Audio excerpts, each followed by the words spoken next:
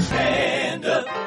Oh, man, I am here. I'm a little late, but I am here. I was tired last night. Thank you to everybody who joined us at the Hangout. I was tired before it began. Ended it a little early, but we did a good 2 hours, and I had a great time. If you are a subscriber to the stand-up community, there is a link in the notes to the subscriber email along with your vitamin N picture, and you can watch or relive the excitement of last night's Hangout right there with that link if you're a subscriber. Joining me today on the program, I have got a member of Bloomberg News editorial board. He's a columnist there. He was a former speechwriter for Michael Bloomberg, but today we're talking about his new book, which is a fascinating ride, literally. It's called Backroads and Better Angels, a journey into the heart of American democracy. Frank Berry joins me for the first time.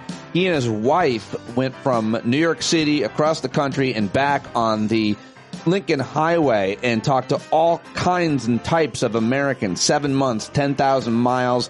And it's all in this new book. You can jump to that at 21 minutes into today's show, or you can stay right here because I've got your news update from yesterday headed into the weekend here in mid-June 2024. Lots to talk about, a few things I wanted to play for you, but the big news yesterday was a Supreme Court ruling that probably kicked the can down the road on the abortion drug mifepristone. Then you had the President of the United States in Europe for the G7, and finally, and probably got more coverage than anything else, the disgraced former president returning to the scene of the crime, Capitol Hill, for the first time since January 6th. Those were the three big stories that everybody seemed to be talking about in the world of media and politics yesterday.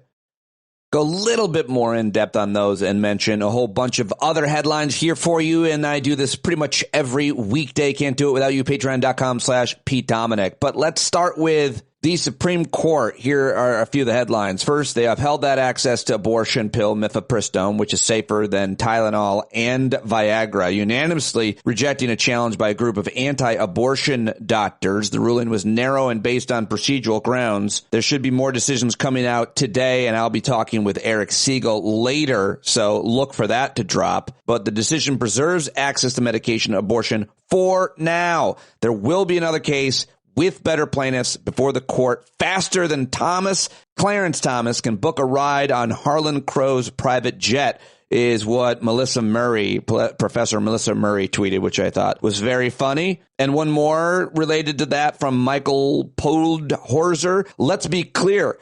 The SCOTUS decision on mifepristone has nothing to do with abortion, has nothing to do with the principles of standing. It's about keeping the pharmaceutical industry's business model intact. If the media had properly labeled this as a pharma case and not an abortion case, no one would have been surprised. Even for Samuel Alito, who clearly wants to move the country in a more, quote, godly direction, profit is the highest god of all. So I want to dig more into that theory about all of this, or it's not really a theory. It's pretty obvious that has played a huge part in it. Were there pharmaceutical executives passing messages to Harlan Crow or some other billionaire that Clarence Thomas or Samuel Alito or the rest palled around with? I don't know. I'm just making things up. In a separate case, the court ruled in favor of Starbucks regarding workers it fired. The ruling makes it harder for the government to intervene when workers accuse companies of suppressing union organizing. There's more to dig in with that, as well as the fact that justices also rejected a California lawyer's attempt to trademark the phrase, quote, Trump too small. But they disagreed over the rationale, and I have to learn more about that. Finally, the big story on Justice Clarence Thomas was that he failed to disclose 3 more trips on a Republican wealthy donor's private jet. This, according to a Senate investigation and not journalism.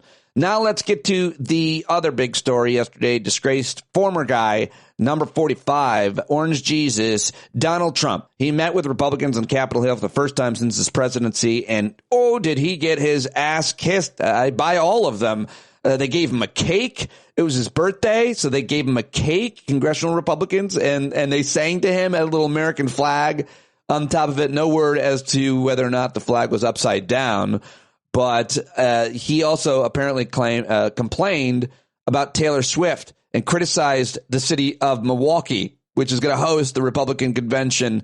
And then they walked that back, even though everybody knew that he did that. So that was real weird. Few more headlines on politics. President Biden said he would not commute the sentence of his son Hunter again, whom a jury convicted on federal charges this past week. Senate Republicans blocked a Democratic bill that would have protected access to in vitro fertilization. Two Republicans, Susan Collins of Maine and Lisa Murkowski of Alaska, did vote to advance that bill. Of course, two of the women in the Republican Senate who are barely Republicans anymore. Well, at least Lisa Murkowski.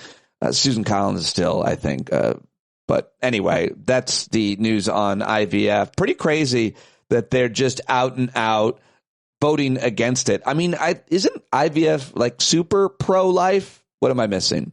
And let's go to the G7, where the current president is. The group of 7 economies promised Ukraine a $50 billion loan with frozen Russian assets as collateral.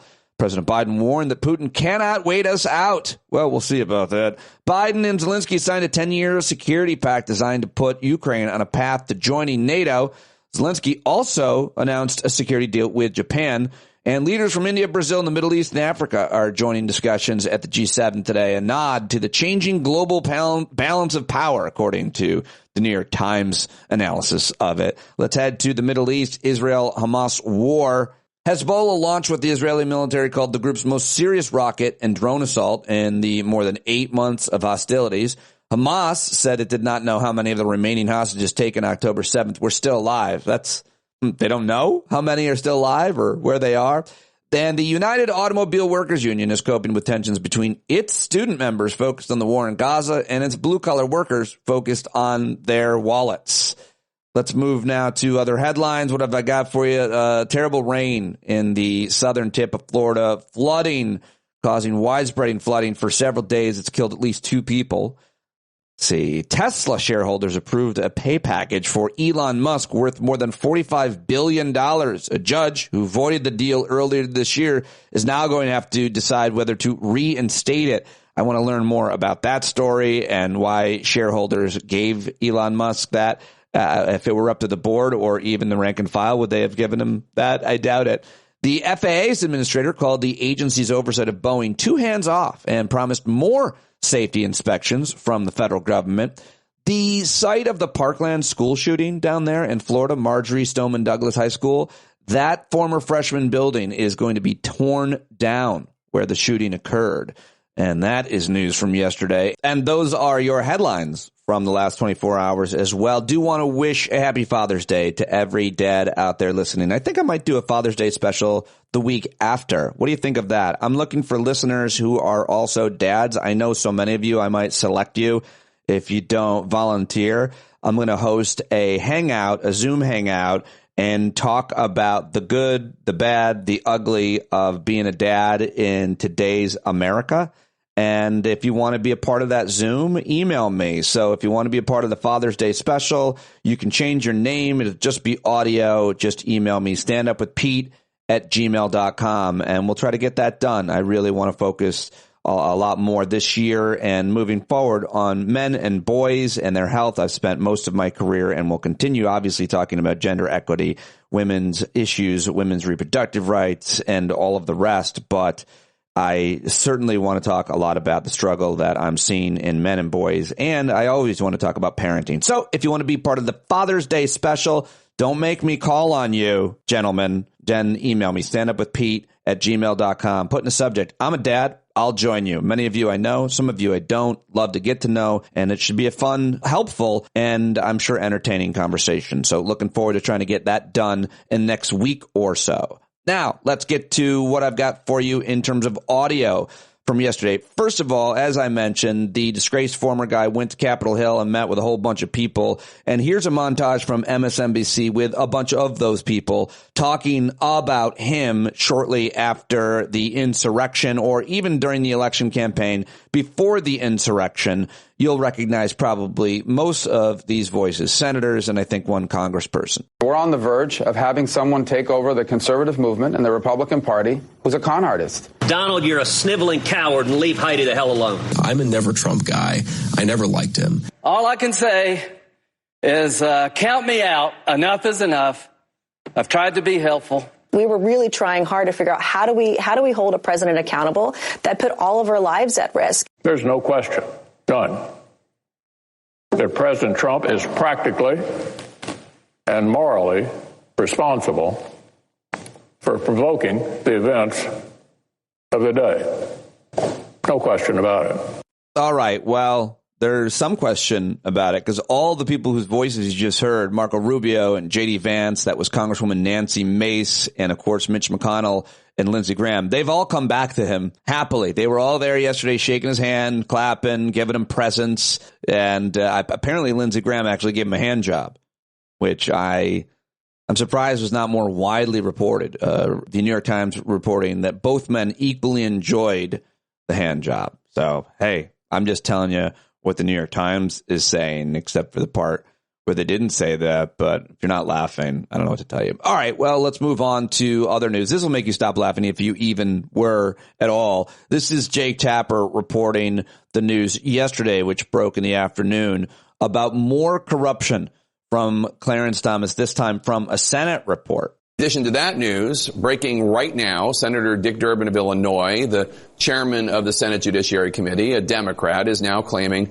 that Justice Clarence Thomas took several additional free trips on the private plane of GOP megadonor Harlan Crow. Thomas traveled on Crow's private jet, Durbin says, during trips within the United States in 2017 and 2019 and 2021.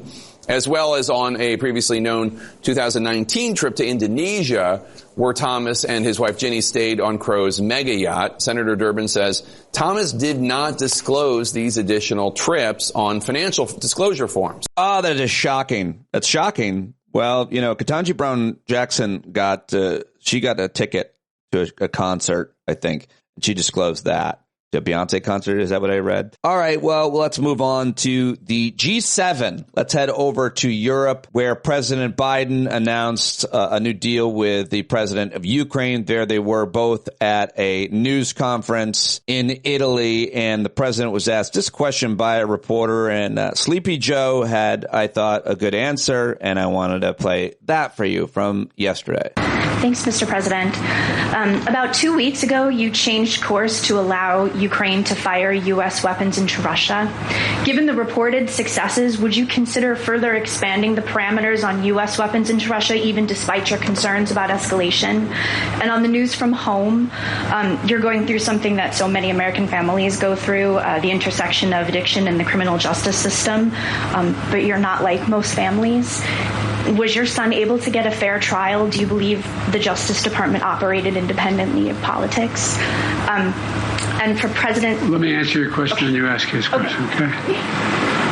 With regard to the first question, it is clear that the near abroad, meaning just across the line of the border with Russia and Ukraine, that it makes a lot of sense for Ukraine to be able to take out or combat what is coming across that border. In terms of long-range weapons, longer-range weapons into the interior of Russia, we have not changed our position on that sort. With regard to the question regarding the family, I'm extremely proud of my son, Hunter.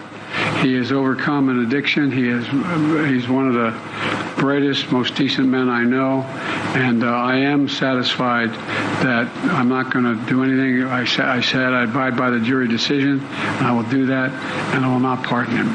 All right, there you hear it from the president. Again, he will not pardon his son. Well, we'll see about that, won't we? The president in Italy for the G7. And now let's go to Capitol Hill. This is a speech on the House floor that I wanted to share with you. This is Democrat Congressman Robert Garcia. He was protesting this amendment that was added to the National Defense Authorization Act that bars funding for drag performances. They had this blown up photo of the former president, disgraced guy, Trump, and Rudy Giuliani, of course, a former New York City mayor and Trump attorney, him dressed in drag. And he gave this great speech while sitting in front of this photo of Trump with Rudy in drag. And I wanted to share it. We can document and celebrate drag shows on military bases, and they've been celebrated since the 1800s and through both world wars. The USO and Red Cross hosted drag shows during World War II. The army that defeated Hitler and saved the world included drag queens. Ronald Reagan started a movie called This Is the Army, a movie about World War II that featured 4 drag performances. And he's not the only Republican president who knew that drag can be fun and sometimes silly. Mr. Speaker, drag is art, drag is culture, and drag is a form of comedy. And drag is not a crime. And it's not pornography. All right, there you go. I thought that was pretty good, and I wanted to share that one with you. And also this one, this is a congresswoman who is a veteran who served in the Air Force, where she was from a family of veterans. And this is what she had to say about the anti-gay amendments being proposed by Republicans. Thank you, Representative Sherrill and Mr. Speaker. It truly saddens me to be here yet again having the same conversation we had last year, yet again standing before this chamber as a woman, yet again a woman who has actually served and actually worn a uniform and actually was a mother in uniform. Here I am yet again defending our servicewomen and men's members' right to seek the medical care that they need when they're serving our country.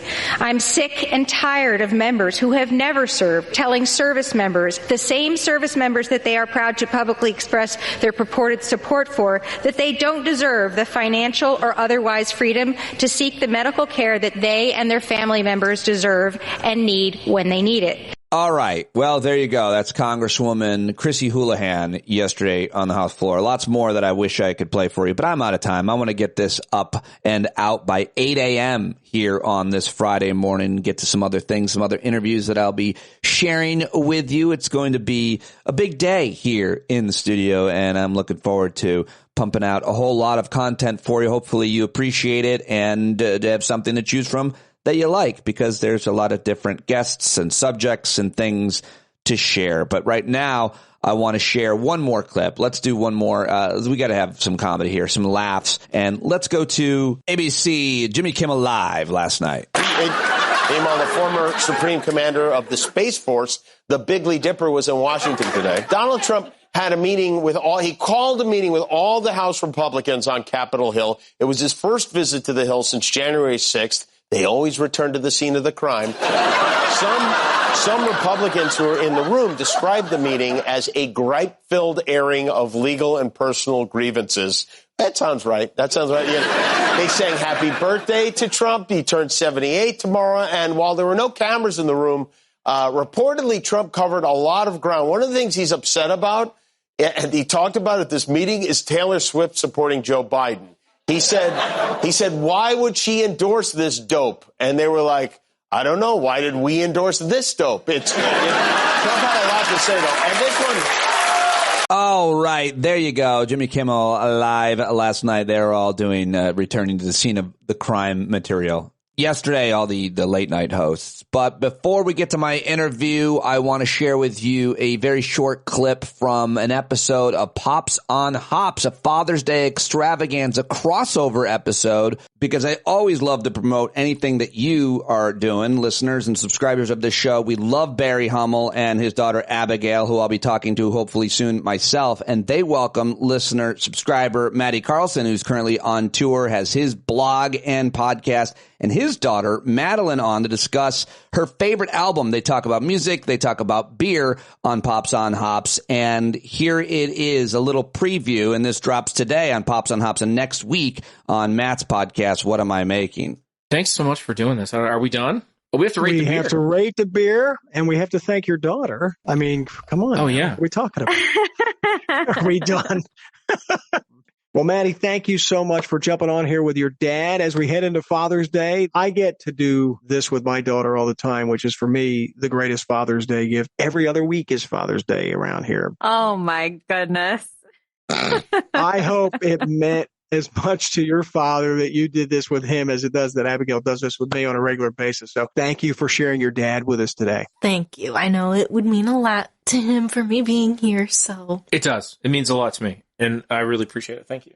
We love him a whole lot, and you're very lucky to have such a great dad. I'm also lucky to have such a great dad. We are two of the luckiest young women alive, I would have to say. I think so. I think that's true. So to both of you, happy Father's Day. And of course, to all the fathers out there listening, happy Father's Day to you. Call up your daughter, talk to her about music. Or anything. Anything. Or anything. The advice that I always tell Maddie and Hannah, is find a thing and then do the thing, and you'll find people. Well, guys, thanks again. Hopefully we'll be able to do it again at some point in the future. And on behalf of Hops and Pops and Matt and Maddie, we'll see you next time. Bye. All right, I love all those guys. That was great. And check it out, Pops and Hops and What Am I Making? Matt and Barry, listeners, Abigail as well, listener and subscriber, and hopefully I'll have her as my guest on the show because she's real smart and fun and fascinating. And so check them out right now. Go subscribe to Pops on Hops and What Am I Making? If you're a listener, you're creating anything from a podcast to a blog to jewelry, I want to know about it. Email me at standupwithpete@gmail.com and join me for my Father's Day special, which I will be producing and plugging all week to get all kinds of dads from the listening community to join me to talk about dadding, fathering, and looking forward to that. So email me if you want to be a part of that as well. But now it's time to get to my guest, ladies and gentlemen. I'm very excited to have him here joining me for the first time ever on the show. I told you at the beginning, but he's a Bloomberg Opinion columnist. His new book is Backroads and Better Angels, a journey into the heart of democracy. I'm very happy to have him joining me to talk about this book where he spent 7 months and traveled 10,000 miles with his wife, Laurel, and saw the country in all the ways you can. This was during the 2020 presidential campaign and the pandemic. And it says in the book jacket, as with any good road trip, there's conversation, laughter, and music. And of course, there are mishaps. Neither Laurel nor Frank, only recently married, had ever driven an RV. They learned as they went, sometimes the hard way. It is real interesting, real good. And Ken Burns blurbs it, says, Frank Berry probes the American soul, finding its biases, but also nurtured by its complicated past, our better angels, with an opportunity to move forward. Ladies and gentlemen, for the first time on the show, the very enlightening and inspiring Francis Berry. And Frank Berry joins me now. What an honor and a pleasure, and congratulations on your new book, sir. It's prominently displayed here behind me for everybody to see. I got to take it down as we talk about it. Thank you for joining me, and congrats. Thanks. Oh, thank you very much. My pleasure to be on. What a cool, very unique opportunity you had with your wife, your partner in life, to get an RV during the pandemic and a monumental election and travel across the country. You guys, I think you're crazy. You seem so normal in your bio and your background, and that this looks like a pretty radical thing for a guy with your background to do. I'm sorry for my judgment, my assumptions. No, judgment is very fair. It was probably the craziest thing we've ever done, and probably the best thing we've ever done. We had this idea of driving the Lincoln Highway, which runs from New York City to San Francisco. Back in 2016, it's the nation's first transcontinental route dedicated in 1913, but life got in the way, never really got around to doing it. And so the pandemic arrives. We're all trapped in lockdowns, staring at each other. And Laurel, my wife, had known that I had this dream of doing this thing. And so we began talking about it. And very quickly, we found ourselves the owners of a used RV. I love it. I love that your wife supported you on this dream and that she supported even more specifically to go with you, to be a part of it, to buy an RV. You had no experience. A big part of the book is owning, and if anybody's thinking about getting one, and I think about this a lot, getting a van or an RV and doing something similar but very different. But you had no experience and you had no idea what you're doing. Big part of the book is learning that, right? We had no idea what we were doing. Had never driven an RV, had been in one only once. So we were complete newbies trying to learn as we went. It's easy to say now it's not that complicated, but there is a learning curve in the beginning, and it's definitely intimidating. There's a lot of moving parts, a lot of complexities to the intricacies of its operations. Driving it is intimidating at first. So there was a lot to learn, and the fact that we were doing it so quickly in the middle of lockdown with a lot of help made it all a little bit even more daunting. But that was all part of the adventure. We made a ton of mistakes along the way. That's part of the fun of an adventure, was learning how to fix things when things broke down and dealing with all of that on the fly. So that's all in the book too. Yeah, so you can learn a lot about it while you're learning. That's not the most important part, obviously, of the book, but your lives and getting to know you guys has really been fun and fascinating. But the subtitle is A Journey into the Heart of American Democracy. What was the pitch? What was the idea or the premise? So the premise was, at a time when the country seemed to be coming apart at the seams, And lots of people focused on why that was and what's tearing America apart. The idea was to step back from the campaign trail of 2020, to step back from the 24-hour news cycle, step back from Trump and Biden, and to look at what holds the country together. And what better way to do that than by getting out on the road and, I thought, getting on the Lincoln Highway and using Lincoln, who held the country together during our most difficult and darkest hour, using him as our North Star to guide us across the nation's divisions and to talk with people from all walks of life and all political backgrounds about what they think holds the country together, and to talk about national issues, but from a much more local and personal perspective. You're also very transparent with the reader as a journalist, as member of the editorial board there at Bloomberg, with your own politics. You're a registered Democrat, talk about how you grew up and your values, but of course then you went and worked for Michael Bloomberg, or was at one point a Republican, then an independent. You were one of his chief speechwriters, the chief speechwriter, is that right? And so why is that important? Your personal politics or your wife's? I think it's important. I think if you're going to take a road trip with someone, you want to know something a little bit about them. And so that's why I was transparent up front. I didn't want to pretend that I was coming to this journey with no political thoughts of my own. And also, though, wanted to share with readers that although I'm a Democrat, I've worked for a Republican. I've been on both sides of fights with Democrats and Republicans. I worked in city government for many years. As anyone who worked in city government would know, it tends to be much less partisan than Washington. And try to bring that lens to this book and try to challenge both parties to see a little bit more of ourselves on the other side.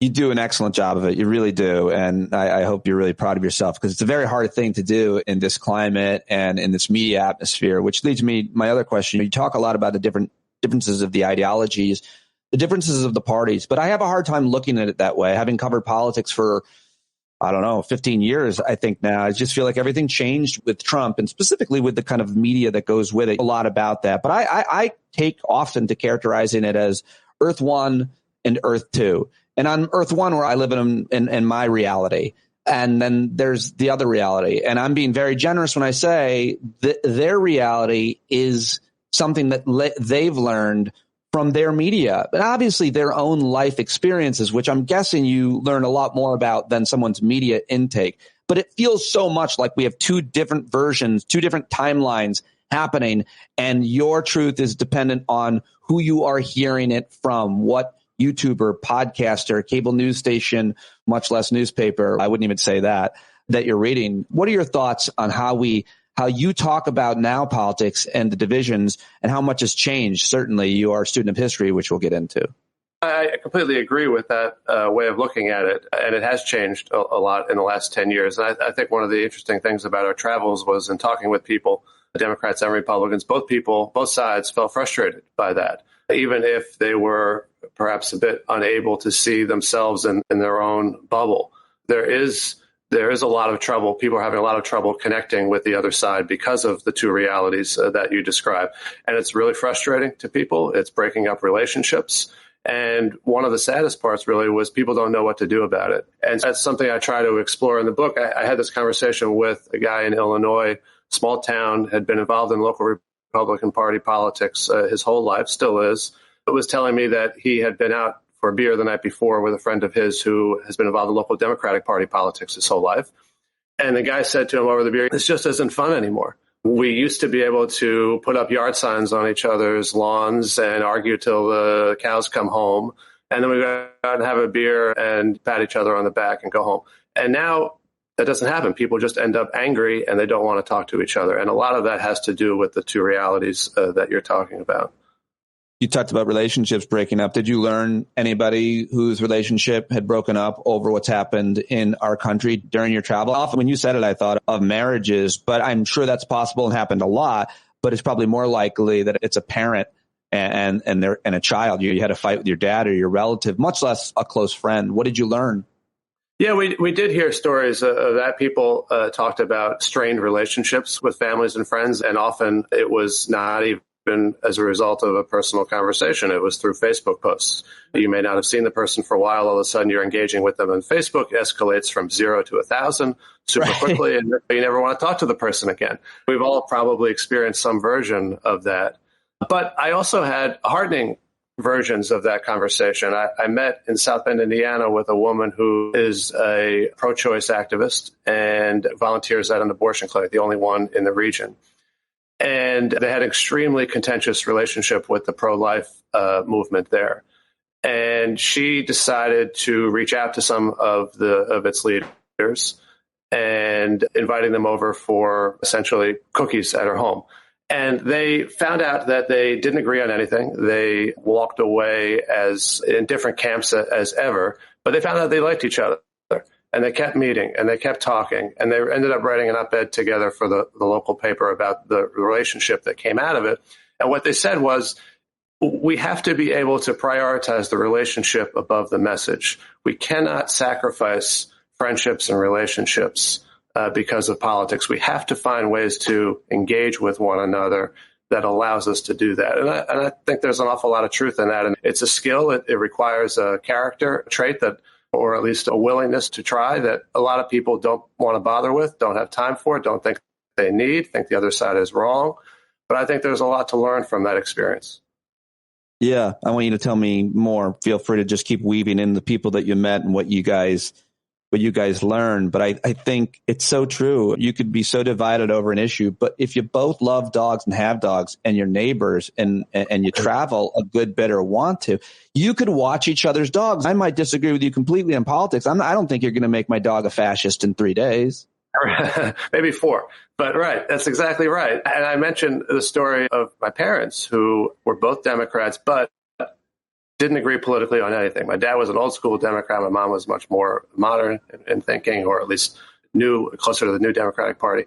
And they never agreed on anything, but they had a wonderful marriage. And that's become less common than it used to be. In the 50s, in the 60s, you didn't get filtered out. Partners didn't get filtered out because of their politics. Today, you look at polls and people don't want their kids marrying someone of the opposite political party. And that's just really a reflection of the intensity of feelings that people have around politics. And we've got to be able to find ways to bridge that. And that's the spirit in which I undertook this book. I heard myself arguing with myself just there as you answered that, because it's not about policy so often for me and people I meet. It's not about even the most divisive policy like guns or war or abortion or race or gender. These things that are, one could say, part of the culture war or just really impactful in people's everyday lives. To me, I struggle so hard with that somebody could look at Donald Trump and think anything is okay with that, his behavior. It's something we would never allow our children to behave as he does. And so sometimes when I meet people that admire him or support him, I say to myself, and I know a lot of people say, you must be a bad person. So it's so much about Trump and his cult of personality and the fact that people like that. How can I like you? How can I respect you if you like that? And not about the issues that have always divided us on policy. What do you think of that? How do I be better? I don't think it's going to be better, but I think when you spend more time with Trump voters, you hear a lot of some version of, yeah, I know that what he said was wrong. And yeah, I know he says a lot of stupid things. And yeah, I know that's bad behavior. And yeah, I know I wouldn't want my kids doing that. And then you get more of the policy piece. You get the Supreme Court. We had this great day with ranchers in Arizona who talked about how life had become more difficult for them under the Obama administration because of some federal water regulations, and how those regulations have been lifted under Trump and what a difference that it made. They had other examples as well. But the point is, they ranch on a Bureau of Land Management land, and they're in interaction with the government all the time. And it's deep. Anyone who's ever interacted with the government, it can be a very frustrating experience. And so many of us who live in big cities have more limited interaction with the government, unless you're dealing with the police. But if you're running a small business, if you're running a ranch, government can be a very big part of your life in a way that takes precedence over whether someone is acting badly or not being a good role model. And that becomes the most important thing for them. Great answer. How different was one part of the country than another part of the country, Frank? We So we were traveling during the pandemic, and we lost the sight of masks somewhere in central Pennsylvania. We did, of course, see them as we went along. I'm exaggerating. But it is fair to say that they became much less prevalent as we moved west, and we got lots of dirty looks for wearing masks. We were trying to be careful because we were traveling and interacting with strangers and wanted to be respectful of that. But the parts of the country, of course, are different. But the old saying that all politics is local is also gone, right? All politics is national, and everyone's talking about the same things. People are bringing different perspectives to it. The urban and rural divide is, of course, very big, and we felt that. The Lincoln Highway runs through New York, Philadelphia, Pittsburgh, Chicago, Denver, into San Francisco. There are plenty of big cities along the route, but lots of small towns and very rural areas. And that, as much as the partisan divide, is a big dividing line in the country in terms of the way people perceive politics and understand issues. Tell me a story about race. We talk a lot about that here on the show. Race was a huge backdrop for the journey because we were traveling in fall of 2020. George Floyd protests were still very much going on. We happened to be in Lancaster, Pennsylvania, when a protest erupted and police windows were smashed, with each side kind of blaming the other in terms of who started it, whether the police shot a rubber bullet first or the protesters threw a brick first. But I spoke with protesters that next morning who held up a rubber bullet, which could have very seriously injured somebody, and talked about why they were out there protesting. I spoke with a woman in Pittsburgh, a black woman who had been in the Black Panthers 50 years ago. And she said, I'm done protesting, but I'm working with these kids in this community garden that I'm running. And what they're saying every day, what they're bringing in here is the most inspiring stuff I've ever seen. And so race runs through so many of the divisions of the country, which the Lincoln Highway runs through Gettysburg. What is the Civil War about? Even though some presidential candidates have struggled to answer that. It was about slavery, of course, and its spread. And how we deal with race. Confederate monuments were a big part of this story. We saw them. Yeah. We saw them in the North. We saw them in the South. And what I tried to do in looking at them was not just to look at the monument, who's on top of the pedestal, but what does it say on it? What do the words say? What do they mean? What's the message that they're sending? That's standing in front of a courthouse or a town hall. What do those words on that monument say? And is that something we still believe? Is that something we still want to celebrate? And are we really paying attention to that? And race was a huge theme running throughout our whole journey, and how we come to grips with the divisions that have really been at the heart of so much of the country's struggles since its beginning. You mentioned the soldiers, the monuments, and the controversy over that. And you travel all over, rural, urban. We've talked about it, black, white, old and young, speaking of the monuments, because you were at Princeton and you asked some students there apparently what they thought. Granted, it's Princeton. I don't know what that means. Ivy League, New Jersey. I don't know if students at an equally excellent school in Alabama would give you the same answers. But what did you learn there? So I asked them, the name Woodrow Wilson had just been taken off the School of Public Affairs when I was passing through. Right. And as it turns out, Woodrow Wilson was the very first honorary member of the Lincoln Highway Association. So there was a natural connection to be talking about him. And I asked the students, who may not have been totally representative of the student body, but there were 4 kids that I met with. And all of them supported removing the name. But also all of them were realistic in terms of what it would actually mean. But out of that conversation, I tried to offer readers, because I knew we were going to pass a lot more cases like this. This is a big issue. Every community practically has some version of this. Should we keep this monument up? Should we keep this name up? Should we take it down?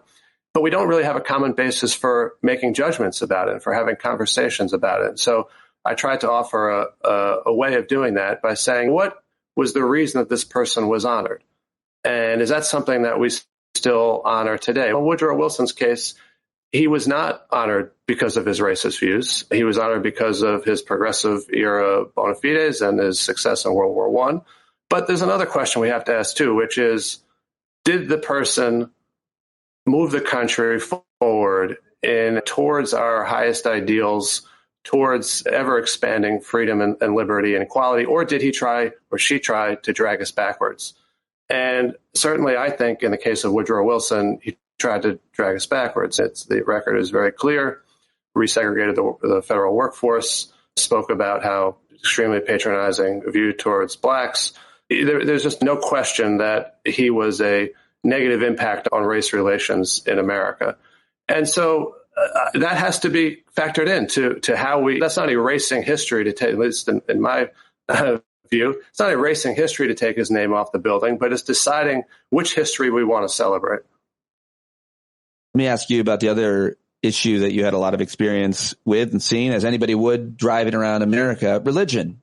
Very diverse religiously in this country. Most people still that are religious identify as Christian. More and more people are not identifying as religious like me.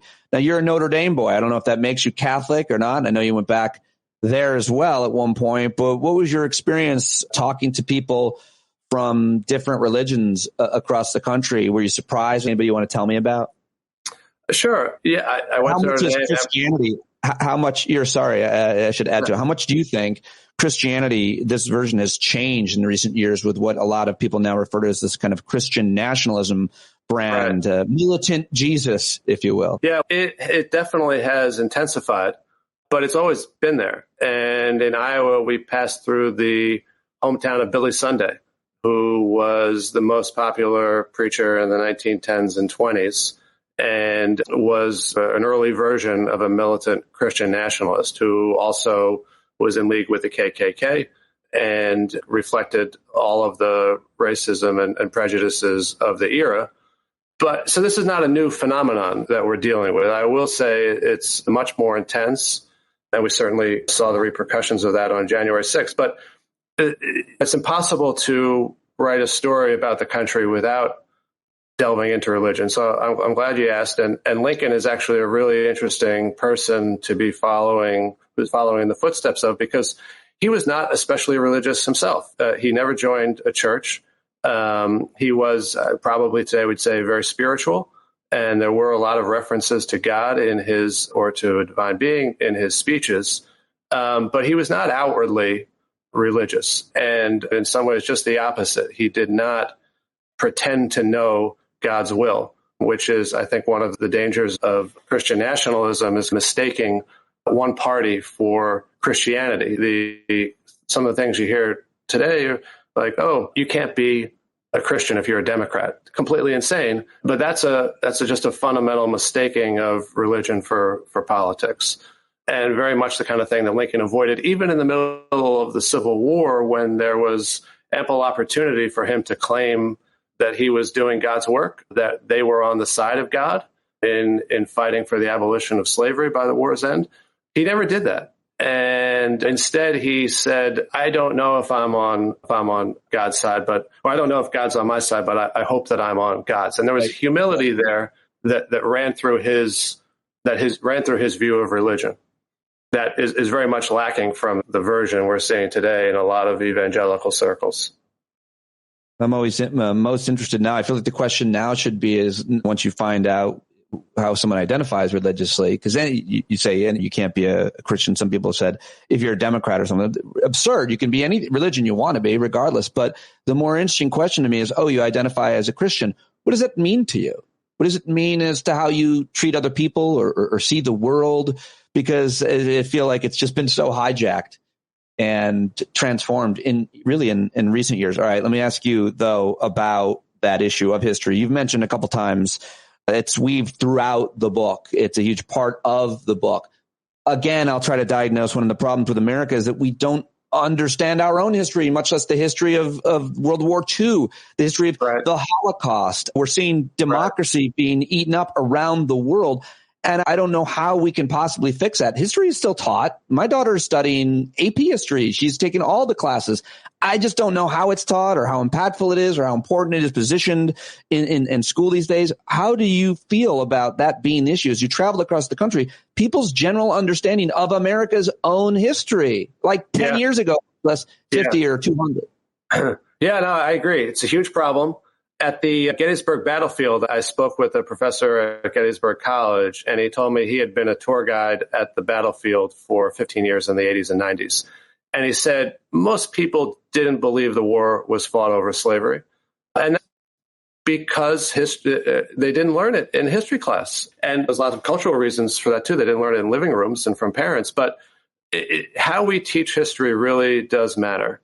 And Black history was ignored for much of our entire history as a country. And that's finally now coming to the fore in a way that it has long deserved, that needs to happen, because Black history is American history. You can't understand America without understanding Black history. And so I do think we got an awful lot of work to do to broaden our understanding of where we've come from as a country, because that's the only real way to know where we're heading or where we want to go. Yeah, you've mentioned Black history, of course, and its importance. And in fact, every time it does come up, seemingly in certain places, it gets then slapped down and banned. But so right. the fight continues. But what about democracy? What about people understanding what it means to live in a country where democracy is at least as good as it was? We were never the best, but I feel like people don't even understand the outcome of elections. George W. Bush, John Kerry conceded like what Obama and McCain. Yeah. And then everything seemed to have changed. Yeah, it's a failure of leadership. There's an educational component to that, too. I think there's a civic response that could happen, that we need more from the ground up civic leadership in terms of recognizing and spreading the importance of accepting defeat and what it requires to live in a democracy. There's a great lesson from Lincoln that I mentioned really wasn't. I read a gazillion Lincoln books. It's not mentioned in all that many of them because it was never especially remarkable. But Lincoln in 1864, when it looked like he was going to lose election, wrote a note that he made all of his cabinet members sign that said, if we lose, we're going to give our cooperation to the winner and help them save the country. And that's something that every school kid should probably learn at some point. And there are other versions, other stories like that should really be part of our catechism, to use a religious word, as Americans. And I use that in the most secular sense, though, that this is something that all of us should really grow up learning as something that is fundamental to being an American. It's impossible to do a great interview covering much of your book because you covered the entire country back and forth. But I will just ask you about where the book ends. It was around the time of the election and then Thanksgiving, where you'd never even missed one. That must have been weird, but everybody had a weird Thanksgiving that year, I think, obviously. But then obviously, even through the insurrection, you could tell me where you were and what part of the country, and each part of those, I suppose that would all take another 30 minutes. But what do you want to say about that time on your journey, where you were for the election, the aftermath with all the questioning, the big lie being created, and then, of course, the insurrection? Yep. So the journey was intended to get away from the campaign, but in the end, the campaign caught up with us. And so we had hoped to end on Election Day, and that was going to be the end of the story in San Francisco. But Trump didn't concede. And so the election didn't end in that sense. And so we decided to keep going, and the story kept going. And so the narrative of the story kind of begins tracking Stop the Steal and begins building up to everything that takes place before January 6th. And eventually we find ourselves in New Orleans on January 6th. And as it happens, pure accident, standing on the battlefield of the Battle of New Orleans from the War of 1812. And it was, as it happens, that war that was the last time the U.S. Capitol was overrun by hostile forces. Yeah, so that was pretty heavy. But it was, and I ended up, the book actually concludes essentially in Washington, D.C., and I interview an old friend of mine, hadn't seen in years, who's a Capitol Police officer, conservative Republican. And he was on duty that day on January 6th and told me his harrowing account of what that day was. And he's under no illusions about what caused that day and how much worse it could have been in terms of the casualty count. And it's the natural place for the story to go because, as you said in your last question, this is the whole Megillah. This is for all the marbles here in terms of holding democracy together.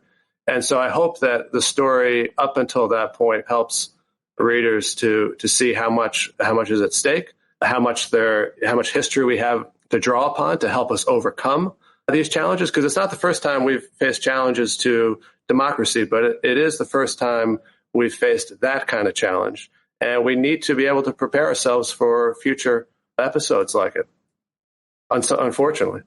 Yeah, unfortunately is right. It's so good. If anybody is interested in history, if you love America, If you're a curious person, you'll absolutely love this book. I guess I just want to end on, what did you, if anything, learn about yourself, much less your marriage? You say you were only married like a little over a year, but you'd been together for 7 years. You knew your now wife pretty well. What did you learn about your partnership, yourself? We learned we love RVing. That was not a given going in. And we learned we could live together in a 100 square foot-ish home. Although coming from a New York City apartment, it wasn't so different. I think what we learn about ourselves, that's a great question. I think I did come away certainly with a much deeper sense of faith in the country and the resilience of the country, certainly with more desire to get out of New York and spend more time in new places. And I think keep learning. The journey was an adventure for us. It was an educational experience for us, but the writing of the book was an educational experience too, because it involved so much research, Lincoln and history. Learned that there's a lot there that really does bind us together, and that if I can be a small messenger for a piece of it, then maybe that's a way that I can play a tiny piece and tiny positive role in the madness that we're in now. I'm sure it gives you a lot of purpose in writing it, and me and getting to talk to you about it today. Congratulations. Really a masterpiece, Frank. Just the rest of your life, you will have this as part of your life to have given all of us. Well, I really appreciate that. Yeah, of course. I encourage everybody to go get it. Backroads and Better Angels, A Journey into the Heart of Democracy. Frank, I hope this isn't the last time you join me. I really appreciate you being here. I'd love to come back. Thanks, Pete. Well, there he goes, Frank Berry, everybody. Go get that book, Backroads and Better Angels, A Journey into the Heart of American Democracy. Frank Berry. Check him out on the Twitters and the Instagrams and all the social medias, all the links in the show notes. fsberry.com, his website, fsberry.com. That's what I've got for you today and maybe for the week. We'll see. Might put out some more stuff, and I will be at standupwithpete.com for all of your needs. Standupwithpete@gmail.com is my email address. Write a rating and review at Spotify and iTunes. Those matter so much. That's of great value and currency, and I could really use that if you haven't already done that. Patreon.com/Pete Dominic. Subscribe over the weekend, make my weekend, or upgrade your subscription. That is equally as exciting every time I see that. To keep this podcast going, it needs to be supported with a couple of bucks or more from you. And I always hate talking about it, but that's my job. I mean, everybody else is selling shit to you. Everybody individually, every product. Just forcing it down your throat is the phrase that Americans love to use. So why shouldn't I? I'm a one-man show. It's a mom and pop or just a pop podcast here. So thank you. I'm done talking, you bumblebees. Thanks for listening all the way to the end. I hope you're okay, hanging in there, finding joy, and staying present. I'll talk to you later. John Carroll won the awards. Here he is.